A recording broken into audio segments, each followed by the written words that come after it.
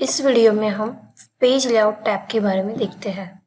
Page layout tab ये page की setting करने के लिए यूज होता है। पेज लेआउट टैब में सबसे पहले थीम्स ऑप्शन आता है। तो थीम्स का यूज करके आप पेज को डिफॉल्ट स्टाइल दे सकते हैं, उसे कलर्स अप्लाई कर सकते हैं, फॉन्ट दे सकते हैं और इफेक्ट्स दे सकते हैं। तो थीम्स का यूज कैसे करते हैं? तो सबसे पहले हम डेटा को सिलेक्ट करते हैं, उसके बाद थीम्स में जाते हैं और यहाँ से आपको जो भी डिफ़ॉल्ट स्टाइल चाहिए आप वो ले सकते हैं।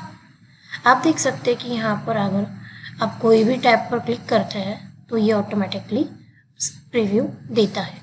आपको जो भी पसंद है आप उस पर क्लिक करिए, वो उसे अप्लाई होता है। अगर आपको फ़ॉन्ट चेंज करना है तो आप फ़ॉन्ट्स में जाके आप उसका फ़ॉन्ट चेंज कर सकते हैं। अगर आपको सिर्फ इफ़ेक्ट्स चेंज करें तो आप ये इफ़ेक्ट्स चेंज कर सकते हैं। वैसे ही पेज लेआउट टैब में नेक्स्ट ऑप्शन आता है पेज सेटअप। पेज सेटअप यानी क्या आपको आपके पेज को मार्जिन, ओरिएंटेशन या पेज की साइज चेंज करनी है तो आप पेज सेटअप का यूज़ कर सकते हैं। पेज सेटअप में सबसे पहले आता है मार्जिन। मार्जिन यानी अगर आपके पेज को लेफ्ट, राइट, टॉप, बॉटम में स्पेस देना होगा तो उसके लिए हम मार्जिन यूज़ करते हैं। मार्जिन को हम कम ज़्यादा भी कर सकते हैं। तो मार्जिन सेट करने के लिए हमें मार्जिन ऑप्शन पर जाके आप यहाँ पर डिफ़ॉल्ट मार्जिन यूज़ कर सकते हैं। जैसे कि सबसे पहले आती है नॉर्मल, वाइड और नैरो। नॉर्मल मार्जिन में यहाँ पर टॉप में 1.91 सेंटीमीटर्स, बॉटम में भी 1.91 सेंटीमीटर्स, लेफ्ट राइट में 1.78 सेंटीमीटर्स अप्लाई होता है। अगर आपको यह कोई भी ऑप्शन चाहिए तो आप ये सेलेक्ट कर सकते हैं। आपको खुद का मार्जिन देना है तो आप कस्टम मार्जिन्स में जाके आप यहाँ पर सेट कर सकते हैं। जैसे कि समझो मुझे लेफ्ट में 1 सेट करना है तो मैं यहाँ पर 1 सेट कर सकती हूँ। वैसे ही हमने हेडर एंड फुटर देखा है, तो अगर हमें हेडर एंड फुटर की मार्जिन्स कम ज़्यादा करनी है तो हम पेज सेटअप में जाके हेडर और फुटर मार्जिन कम ज़्यादा कर सकते हैं।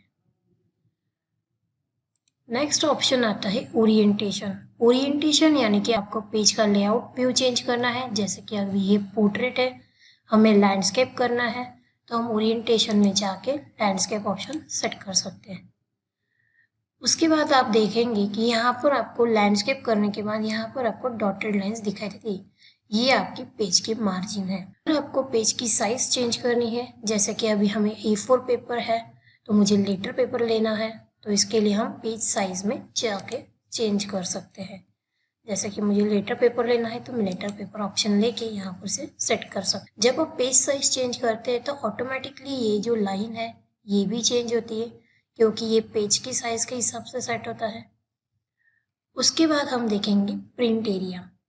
प्रिंट एरिया यानी कि आपके पास बहुत सारा डेटा है लेकिन आपको उसमें से कोई भी पर्टिकुलर एरिया ही प्रिंट करना होगा तो आप प्रिंट एरिया का यूज करके वो प्रिंट कर सकते हैं।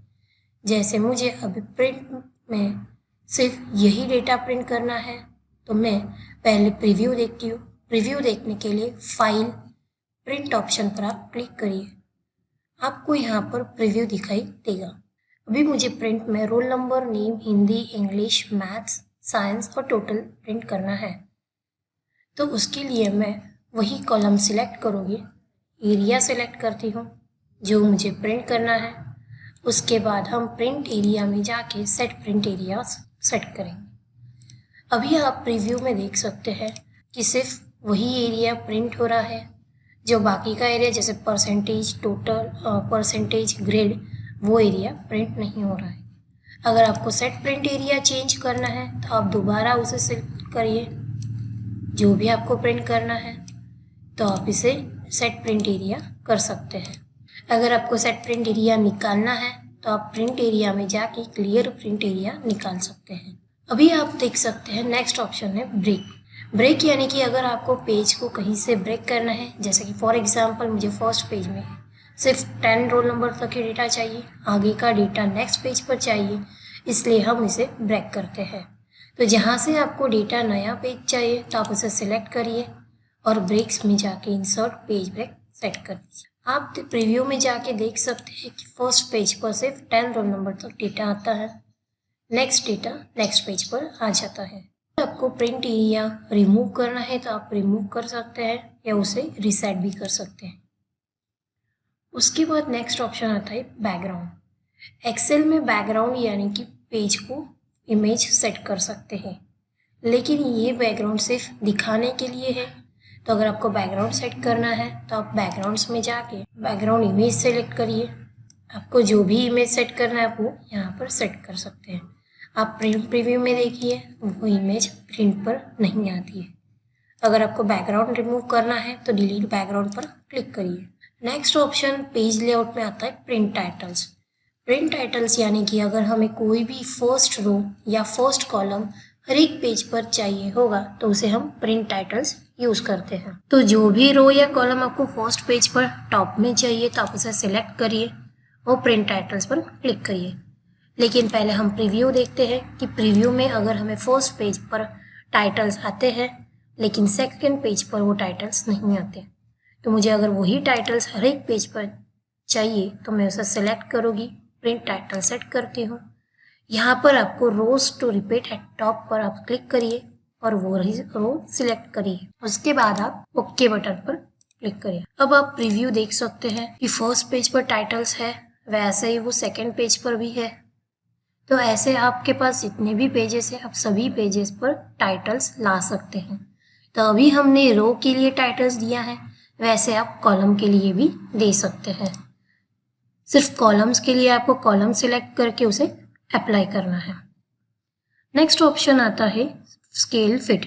स्केल फिट यानी क्या, आपको पेज को कौन से व्यू में फिट करना है, यानी कि उसकी अगर स्केल बढ़ानी है तो आप यहाँ से उसे स्ट्रेच कर सकते हैं। नेक्स्ट ऑप्शन आता है ग्रिड लाइंस। आपको वो एक्सेल में ग्रिड लाइंस देखनी है तो आप व्यू ऑप्शन पर टिक मार्क रहने दीजिए। अगर नहीं देखनी है तो आप उसे ऑफ कर सकते हैं। आप देखेंगे यहाँ पर ग्रिड लाइंस ऑफ हो चुकी है। जब हम ग्रिड लाइंस देखते हैं पेज पर लेकिन वो प्रिंट में नहीं आती, अगर आपको ग्रिड लाइंस प्रिंट पर भी चाहिए तो आप प्रिंट ऑप्शन पर टिक मार्क करिए। आप प्रिंट प्रीव्यू में देख सकते हैं ग्रिड लाइंस पेज में आ जाती है। वैसे ही अगर आपको हेडिंग्स यानी कि कॉलम नेम और रो नंबर अगर आपको देखनी है तो आप व्यू ऑप्शन पर टिक मार्क रहने दीजिए। अगर नहीं देखनी तो आप व्यू ऑप्शन कर ऑफ कर सकते हैं। हेडिंग्स को भी अगर आपको प्रिंट करना है तो आप प्रिंट ऑप्शन को टिक मार्क करिए। उसके बाद नेक्स्ट ऑप्शन आता है अरेंज। अरेंज यानी कि अगर आपके पास एक से ज़्यादा कोई भी ऑब्जेक्ट हो गए, ऑब्जेक्ट यानी कि इमेज हो सकते हैं या स्मार्ट आर्ट हो सकता है या आपके पास कोई भी शेप हो सकता है।